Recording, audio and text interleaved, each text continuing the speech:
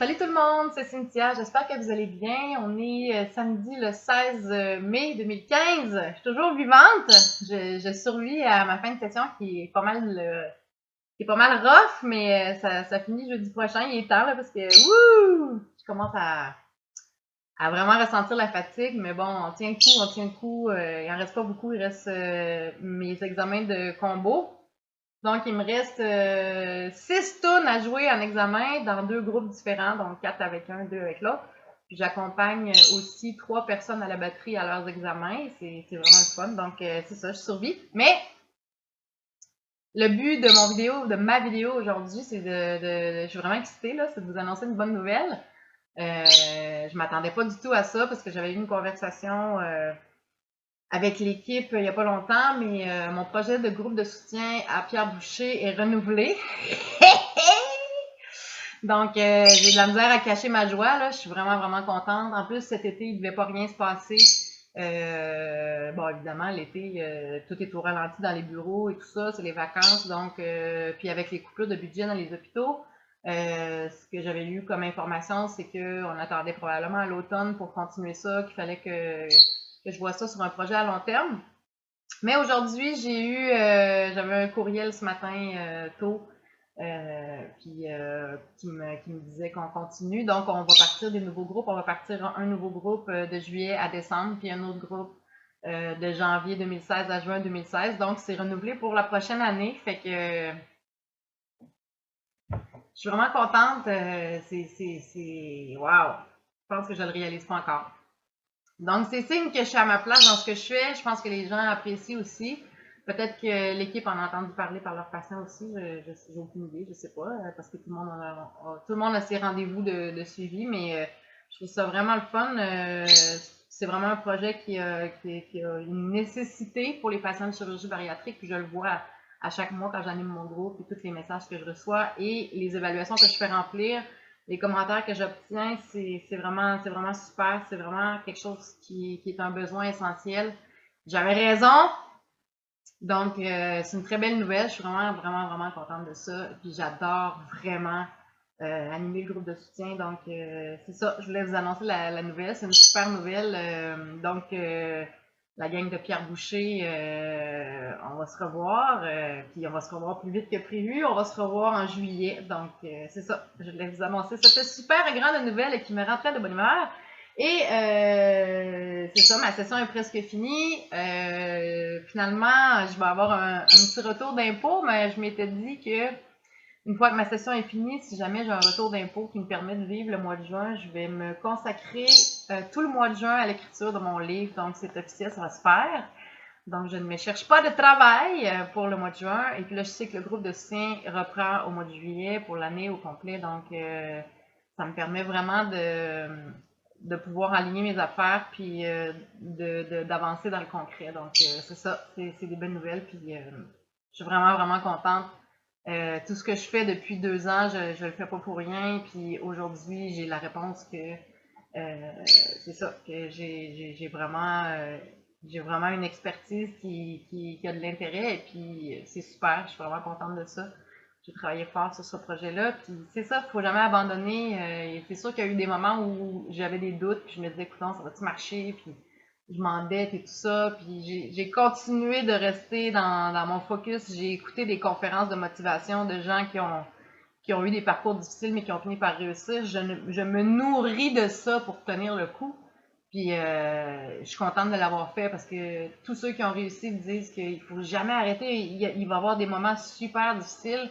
Il va y avoir des moments où tu vas penser que tout est fini. Et puis c'est vraiment ça qui se passe quand on part un projet comme ça en solo, qu'on n'a pas de subvention, qu'on n'a rien, que c'est vraiment notre création de A à Z, puis qu'on doit la vendre, puis convaincre des gens qu'il y a un intérêt pour ça, qu'il y a une demande, et puis que j'ai la crédibilité pour le faire aussi. Donc, ça me confirme en fait que tout le bagage que je vais chercher depuis quelques années déjà, le temps passe vite, ben que ça porte ses fruits, puis je suis vraiment, vraiment fière de ça parce que c'est ma création, ce programme-là.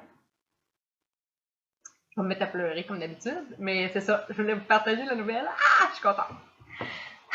Madame l'émotive. Fait que c'est ça, fait que ça ouvre des beaux horizons devant moi. Je suis vraiment contente. Je suis vraiment contente de mes accomplissements. Dans toutes les sphères de ma vie, finalement, cette année a été une année vraiment particulière. Donc,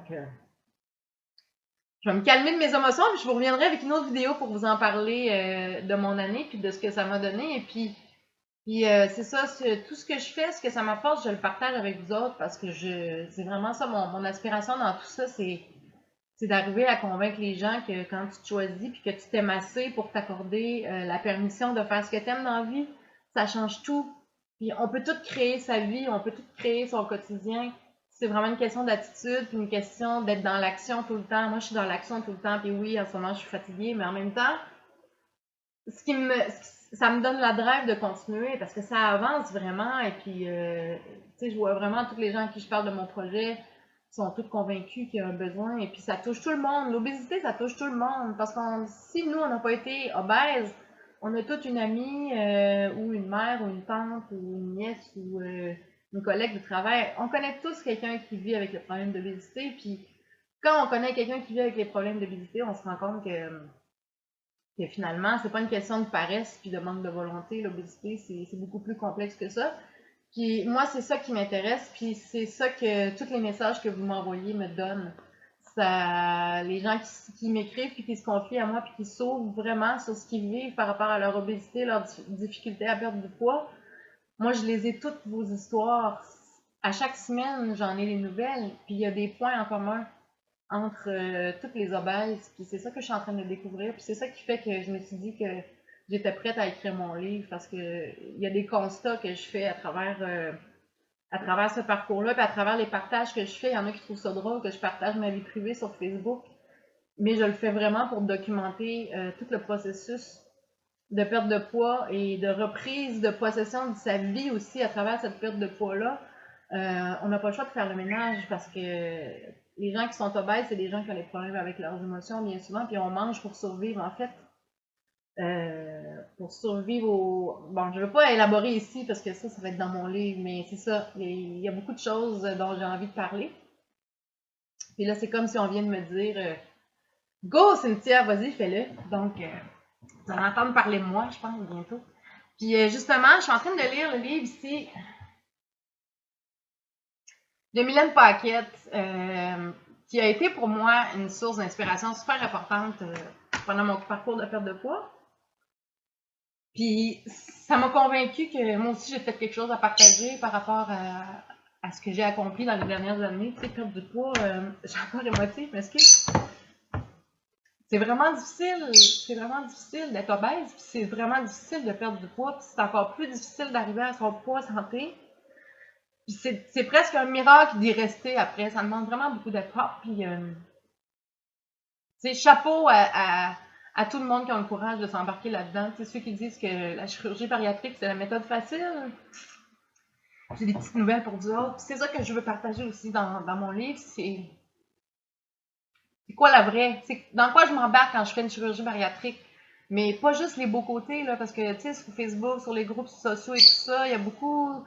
On idéalise beaucoup la chirurgie bariatrique, puis, tu sais, je vois beaucoup de gens dire « Ah, ça y est, 100 livres éliminés pour toujours, à jamais », tu sais, puis je me dis « Peut-être, mais ça se fera pas tout seul. C'est dur maintenir un poids santé, puis je pense que c'est important que ça se sache, parce que cette espèce de pensée magique face à la chirurgie bariatrique, ben, la réalité, c'est pas ça. La réalité, c'est que c'est dur, le vécu après une chirurgie bariatrique, puis on engraisse aussi facilement qu'avant la chirurgie, tu sais, ça élimine pas ça. Ça élimine pas la faim psychologique, aussi l'envie de grignoter tout le temps. Ça élimine pas qu'on va continuer à manger nos émotions. Ça élimine pas qu'on va toujours aimer la poutine, qu'on va toujours aimer la poutine. Tu sais, ça change pas ta tête, une chirurgie bariatrique. Puis c'est ça qu'il faut que les gens comprennent. Puis c'est de ça que j'ai envie de parler dans mon livre, je veux élaborer sur ça. Puis moi, j'ai été confrontée à tout ça, tu sais, tout le monde me dit « Ah, toi, ton parcours a l'air facile, tout va bien, nanana. » Mais je confronte énormément de difficultés, moi aussi. Mais je veux gagner, tu sais, je veux pas laisser les difficultés me faire retourner à l'obésité. Fait que je me bats, mais c'est vraiment une bataille pour rester où je suis. Puis, tu vois, j'ai repris 10 livres, 12 livres cet hiver, puis c'est vraiment difficile de les perdre. Puis à un moment donné aussi, avec le temps, ça devient de plus en plus difficile de maintenir ces comportements, les nouveaux comportements qu'on a adoptés, parce que la vie continue, puis la vie est pleine de coups durs, puis quand on a des coups durs, tu sais, un peu comme un fumeur, un ex-fumeur va avoir envie de fumer, un ex-alcoolique va penser à boire de l'alcool, puis un joueur compulsif va vouloir aller jouer, tu sais, il faut qu'on se le dise, à un moment donné, l'obésité, c'est pas une question de volonté ou de paresse ou de pas être capable de se contrôler, c'est plus complexe que ça, puis c'est une dépendance à la nourriture, puis je pense qu'il faut vraiment réfléchir à cette question-là, tu sais, l'obésité, ça doit être traité comme une dépendance, je pense, mais encore là, c'est pas scientifique mon affaire, mais c'est tous les commentaires que je reçois qui me permettent d'aller vers cette direction-là. Il y a vraiment des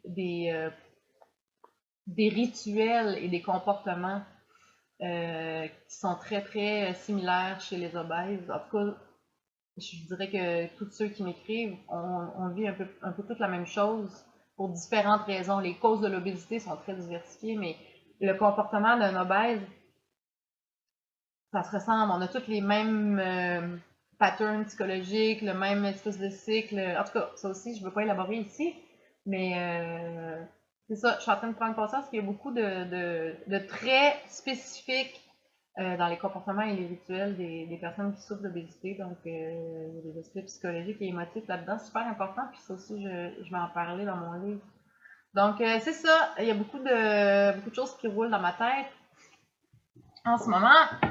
Mais là, c'est déclenché. Je continue. J'avance et je continue à foncer dans ce projet de fou-là, qui est en train de me mettre au bord de la faillite financièrement, mais je sens que j'arrive à destination, puis je sais au fond de moi que ça va avoir valu la peine de faire beaucoup de sacrifices pour être capable d'arriver à la fois à réaliser ce projet-là et à réaliser mon rêve d'apprendre la musique. Donc c'est un peu fou, mais je regarde où je suis aujourd'hui, puis oui, il y a de la fatigue et tout ça, mais là j'ai fini ma session presque dans 6 jours. Puis après ça, je vais pouvoir me concentrer à mon projet. Mais dans ma tête, c'était déjà clair que bon, j'ai décidé d'embarquer dans cette folie-là qui est d'aller apprendre la musique au cégep. Mais je savais que je voulais pas abandonner mon projet, puis je savais que je voulais continuer à m'investir dedans, puis je savais que ça allait être dur, puis je savais que j'allais être fatiguée. Je savais déjà tout ça, mais c'est mon choix. J'ai choisi de m'investir dans ces deux domaines-là avec l'intention de faire avancer les deux.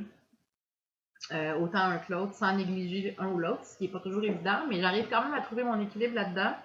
Puis, tu sais, comme, c'est des moments intenses, mais il y a une fin à ça, tu vois, comme là, je finis ma session cette semaine, j'aurai pas d'école pendant 3 mois, donc ça va me permettre de vraiment focuser. Tu sais, c'est vraiment, c'est l'équilibre est là, mais d'une façon drôlement répartie entre mon projet et la musique, mais les deux avancent, puis les deux sont importants, donc ça. Ben finalement, je voulais parler 2-3 minutes, puis je suis rendue à presque 15 minutes, mais là, il va vraiment falloir que je vous laisse parce que j'ai mon ami qui s'en vient de Montréal en fin de semaine, il est de visite. Fait que je l'attends d'une minute à l'autre, mais là, comme je suis en fin de session, on peut dire que ça fait comme... il y a beaucoup de poils de chat ici, mettons, donc je vais faire un petit ménage vite, mais je voulais absolument venir vous voir. J'ai l'impression d'avoir déblatéré un flot de paroles assez hallucinant pour 13 minutes, là, mais je m'excuse de vous bombarder, mais c'est ça. Il fallait que je partage tout ce qui se passe en ce moment. Comme d'habitude, hein, moi je suis une partageuse, fait que c'est nouveau. Fait que c'est ça, j'espère que vous allez bien, j'espère que ça va bien avec vos objectifs. Moi je viens d'avoir un boost de motivation, pas que je manquais de motivation, mais là je viens d'avoir un méchant boost, fait que ça me dit que je m'en vais vers la bonne direction et que je ne m'étais pas trompée, donc je suis vraiment contente. Et c'est ça, je le partage avec vous autres. Et voilà, ça fait la dire aujourd'hui. Fait que je vais aller passer l'aspirateur, parce que là, même mes allergies, c'est devenu insupportable, parce que c'est vraiment... c'est vrai. Hey, j'ai plein d'affaires à vous dire. Il va falloir que je fasse une autre vidéo, parce que justement, je voulais élaborer sur Mylène Paquette, puis j'ai bifurqué et j'ai pas dit ce que je voulais dire, mais bon, bref, c'est ça. Lisez-le, son livre, vous allez aimer ça. C'est vraiment bon. Moi, ça me rejoint beaucoup parce qu'il y a beaucoup de choses qu'elle a vécues. Tu sais, elle parle beaucoup de comment elle se sent, puis au niveau émotif et tout ça dans la réalisation de son projet. Puis ça me rassure parce qu'elle, elle a réussi, elle a foncé, elle est allée jusqu'au bout. Puis elle a vécu des choses similaires à ce que je vis, des grosses angoisses au niveau financier, toutes sortes de choses qui arrivent, la vie, comme je disais tantôt, la vie suit son cours. Mais c'est ça, je me suis beaucoup reconnue. Puis ça aussi, ça m'a donné, ça me donne une motivation. Ça me convainc que moi aussi, je suis capable d'arriver à mes fins, puis je marche en arrière de. Mylène est à la rame, moi je la suis pas loin sur la côte en arrière. Mais c'est ça, faut croire en ses rêves, puis faut se réaliser. Puis c'est un peu ça le message que j'essaie de passer avec mes partages sur Facebook tout le temps. C'est vraiment ça. Puis il y a plusieurs personnes autour de moi qui vivent des moments difficiles en ce moment, qui ont eu soit des pertes d'emploi ou des déceptions parce qu'ils avaient pris des décisions, puis finalement ça fonctionne pas.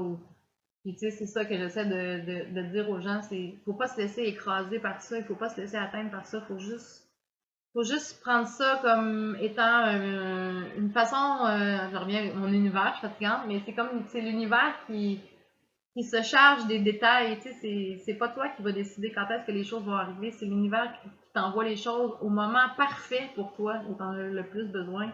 Puis quand t'as pas ce que tu veux, c'est parce que t'as quelque chose à apprendre de ça. Puis c'est que c'est pas tout à fait ça. Même, il y a des fois, on veut quelque chose vraiment, vraiment beaucoup, puis finalement, ça fonctionne pas, puis on est super déçu, puis ça nous décourage et tout ça. Mais il faut pas se décourager parce que souvent, quand ça marche pas, c'est parce que c'est pas ça. Il y a d'autres choses qui s'en viennent, puis il faut juste avoir la patience et l'ouverture, mais il faut y croire aussi. Qu'à un moment donné, tout ne peut pas toujours aller mal, qu'à un moment donné, ça devient positif. Puis moi, j'ai eu la preuve de ça plusieurs fois dans ma vie, d'avoir. Tu sais, les gens me demandent comment tu fais pour avoir autant de discipline, puis d'avoir autant de volonté, tu sais, puis pour te réaliser, comment tu arrives à maintenir ça. Mais c'est ça, quand tu vois les résultats dans ta vie de qu'est-ce que ça donne de s'impliquer, de se dépasser, de faire ce qu'on aime. C'est le dépassement de soi, c'est ça qui nourrit l'humain, je pense. C'est ça que l'humain a besoin pour grandir puis finir par se sentir à sa place. Puis c'est ça, c'est un peu ça que j'essaie de transmettre par mes vidéos.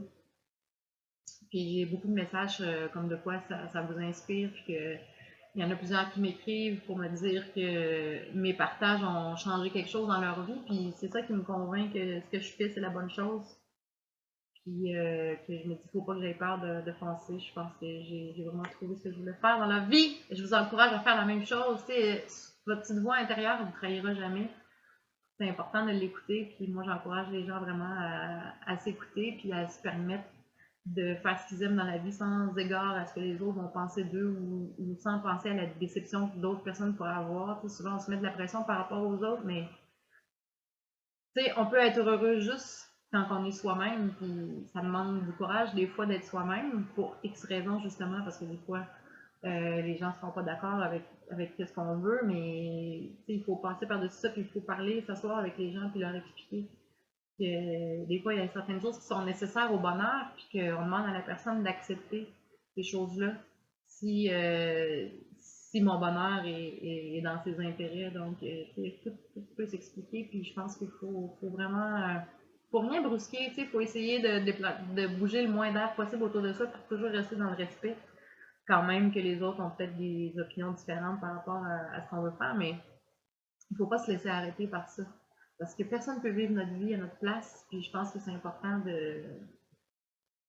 de faire ses choix puis de les assumer 100% complètement. Puis à un moment donné, ça amène le respect aussi. À un moment donné, les gens comprennent. C'est rare que les gens finissent pas par comprendre puis changer d'idée, changer d'opinion par rapport à ce qu'on veut. Donc, il ne faut pas lâcher. Fait que c'est ça aujourd'hui que j'avais à dire en ce samedi 16 mai 2015. On se gèle toujours le popotin à Rimouski où ça commence à réchauffer un petit peu. Mais tu sais, c'est genre, il fait super beau hier, il faisait chaud, puis aujourd'hui, on gèle. Fait que les printemps, en fait, tu sais, le monde pense que c'est l'hiver qui est plus dur à Rimouski, mais la vérité, c'est que c'est les entre-saisons. L'automne et le printemps sont très longs et très frais à Rimouski. Sinon, l'été et l'hiver, c'est comme chez nous. Mais c'est ça, ce qui fait que l'hiver et l'été sont plus courts et les saisons transitoires sont longues en tabarouette. Mais qu'est-ce que tu veux, on peut pas tout avoir. Fait que malgré tout, j'adore Rimouski, puis j'ai l'impression que je vais toujours garder mon pied ici, mon pied à terre ici. Parce que j'aime vraiment Rimouski, j'aime les gens, j'aime l'atmosphère, j'aime la qualité de vie. C'est vraiment génial, mais je serai toujours entre Montréal et Rimouski. Mon cœur balance entre Montréal et Rimouski. Donc, puis j'ai mes amis à Montréal, mes filles.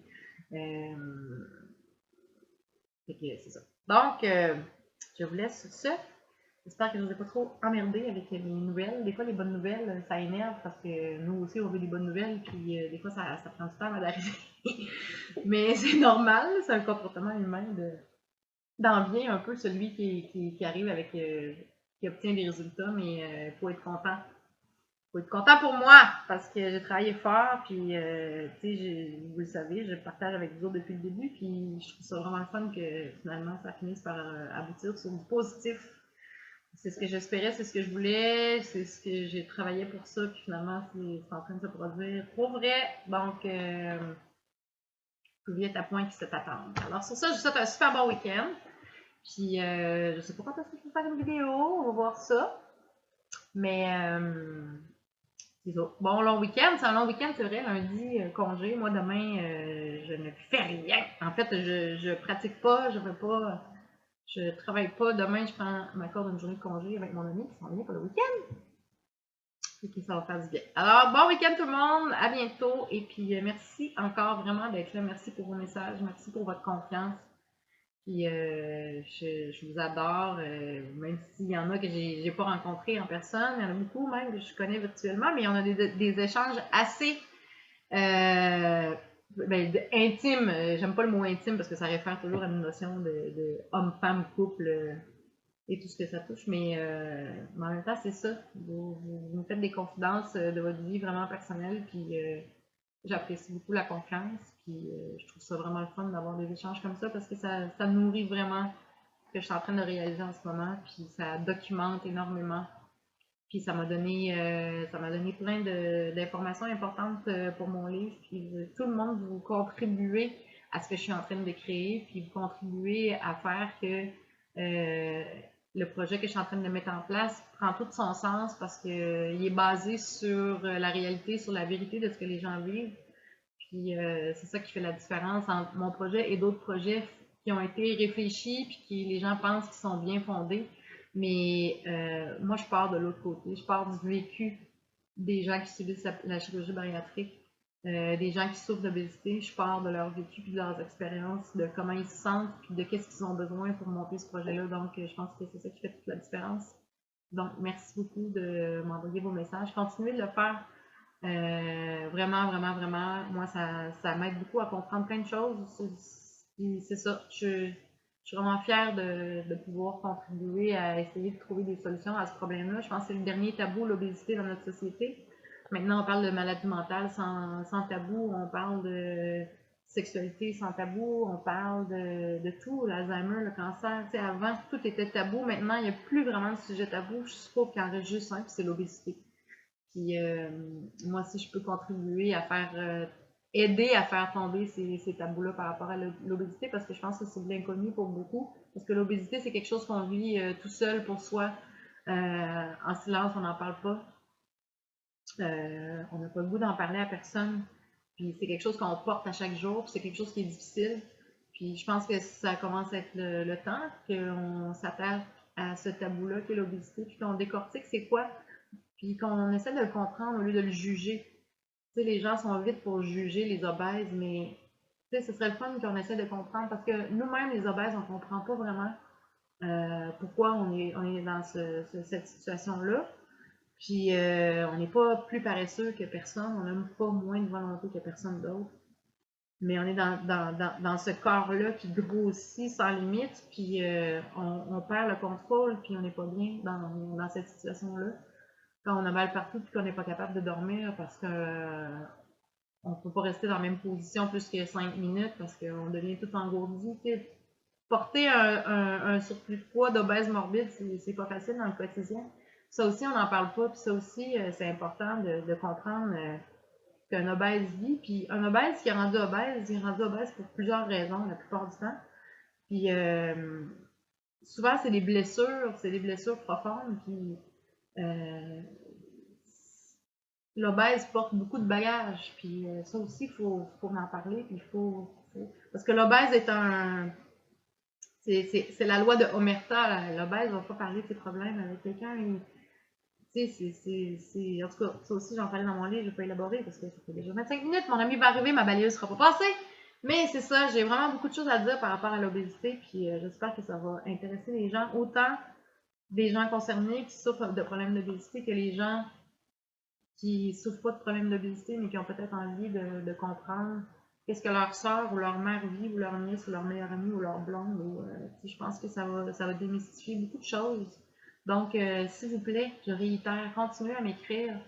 Euh, je pense que je vais devenir la parole des obèses au Québec. Ben, pas juste au Québec, là, dans la francophonie, je veux dire. C'est ça, je veux vraiment amorcer une discussion par rapport à l'obésité et par rapport à la chirurgie bariatrique. Il est temps que les positions changent par rapport à l'obésité, il est temps qu'on comprenne c'est quoi. Et puis, il est temps aussi que les gens aient un petit peu plus de respect pour les personnes qui souffrent d'obésité parce que c'est des personnes qui ont droit au même respect que tout le monde, c'est des personnes entières. Puis, peut-être d'avoir un petit peu plus de compassion par rapport à l'obèse parce que l'obèse, la plupart du temps, est quelqu'un qui souffre. Donc, d'avoir un petit peu plus de respect et de compassion pour les gens qui souffrent d'obésité au lieu de les juger, puis de les critiquer, puis de les accuser qui sont paresseux, puis qui n'ont pas de volonté. C'est dur à porter, puis ça se peut que ça arrive, qu'il y a des cas que c'est ça, tu sais, mais je veux dire, c'est pas la majorité. Moi, j'en rencontre beaucoup de personnes qui ont des problèmes d'obésité, des gens qui ont subi la chirurgie bariatrique, puis c'est loin d'être des paresseux, là. Souvent, c'est des gens au contraire qui ont beaucoup de volonté, qui sont actifs et tout ça. Faut dépasser cette espèce de tabou-là qui dit qu'un obèse est obèse parce qu'il fait juste se bourrer la face. C'est beaucoup plus complexe que ça. Il y a une réflexion à avoir aussi, tu sais, par rapport au plaisir de manger. Tu sais, tout le monde, je pense, a le plaisir de manger. Je connais pas beaucoup de gens là, rendus à l'âge adulte qui n'aiment pas manger. Manger, c'est un plaisir. Puis dans la société aujourd'hui, dans la publicité, là, on parle juste de ça, manger. On fait juste ça, encourager les gens à manger. Puis même que, moi, j'écoute plus la télé, mais l'autre jour, j'ai allumé la télé, puis j'ai vu une pub de craquelin. C'est pas compliqué, là. Le message, là, c'est achète la paix avec de la bouffe. Tu sais, quand t'es plus capable d'endurer tes enfants qui courent partout, puis le téléphone qui sonne, mange! Tu sais, les publicités nous disent de manger, on est constamment bombardé. Tu sais, c'est comme si vous êtes un ex-héroïnomane, puis qu'on vous offre de l'héroïne à toutes les 3 secondes de votre journée, chaque jour de votre vie, tu sais. Ça va être dur, hein? Ben, nous autres, il faut qu'on mange pour vivre, les obèses. Puis, tu sais, le monde pense qu'on n'a pas de volonté, là, mais il faut qu'on mange pour vivre. Puis, à un moment donné, nous aussi, comme tout le monde, on aime ça se faire plaisir, mais il y a quelque chose dans notre corps qui fait que on prend du poids, parce que je suis sûre que si tout le monde avait le même problème génétique qu'on porte les obèses, il y a quelque chose dans notre corps qui fait qu'on engraisse vraiment facilement.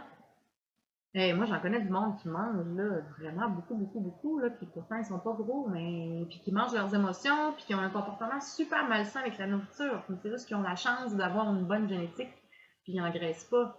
Mais tu sais, il faut voir cette réalité-là. Là. L'obèse, oui, il y a des comportements types chez un obèse, mais aussi il y a quelque chose qui se passe de différent dans leur corps. Puis je pense que les chercheurs, j'espère qu'ils se penchent déjà sur le sujet, sûrement parce que l'obésité est une pandémie mondiale en ce moment. Et puis je pense que tous les gouvernements de tous les pays s'arrangent pour qu'il y ait de la recherche par rapport à l'obésité parce que ça coûte une fortune. Ça coûte une fortune au peuple de subventionner l'obésité parce qu'il y a trop de maladies qui est associées. Il y a trop de. Ça finit jamais bien l'obésité en vieillissant, tu sais. Puis c'est ça qui fait peur aussi. On est tous conscients quand on est obèse, là. On n'est pas imbécile, là. On sait qu'on nuit à sa santé en étant obèse, puis on veut vraiment perdre du poids, mais à un moment donné, on manque de ressources, tu sais.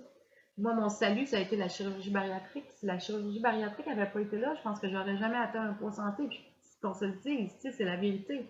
C'est trop dur, maigrir. Quand tu as plus de 100 livres à perdre, là, tu sais, le corps est une machine d'habitude. Si tu as habitué ton corps à grignoter à journée longue, ben là, ton corps, là, tout le monde le sait, là, la faim, là, ça rend agressif. Puis, c'est un espèce de mécanisme. L'obèse a faim. Moi, j'avais faim continuellement. J'ai encore faim continuellement. Mais je me contrôle. Puis c'est le fait que je me suis fait enlever 80% de l'estomac qui fait que j'arrive à me contrôler parce que même si je voulais, il y a bien du vouloir, il n'y a pas de pouvoir. J'ai plus de place pour manger beaucoup. Parce que l'obésité, là, c'est beaucoup psychologique. C'est fort, là. C'est difficile de. C'est une guerre. Moi, je me bats à chaque jour pour pas manger. Vous avez même pas idée à quel point je me bats. C'est tous les jours. Il faut vraiment, vraiment être fait fort pour être capable de maintenir un poids santé quand tu as un problème d'obésité. Puis ça aussi, je pense que c'est important qu'on se le dise, parce que c'est la vérité, maintenir un poids santé. Et puis pas juste les patients de chirurgie bariatrique, toute personne qui perd du poids. J'ai mon amie d'adolescence, elle a pas eu de chirurgie bariatrique, mais elle a perdu, elle aussi, je pense qu'elle a perdu comme 120 livres, si ma mémoire est bonne, puis elle est toute petite, elle mesure 5 pieds. Puis elle s'entraîne comme une défoncée, elle fait du vélo, elle fait à peu près 5000 km de vélo chaque été, puis elle aussi, elle engraisse vraiment facilement, puis il reste juste une dizaine de livres à perdre, puis elle n'arrive pas à les perdre depuis plusieurs années, puis là, ça fait longtemps qu'elle maintient son poids en santé. Tu sais, ça aussi, il faut qu'on en parle, puis je sais, faut qu'on trouve des solutions, puis c'est les gens qui réussissent qui peuvent aider à ceux qui échouent à réussir, puis c'est un peu ça que je veux faire à travers mon projet aussi.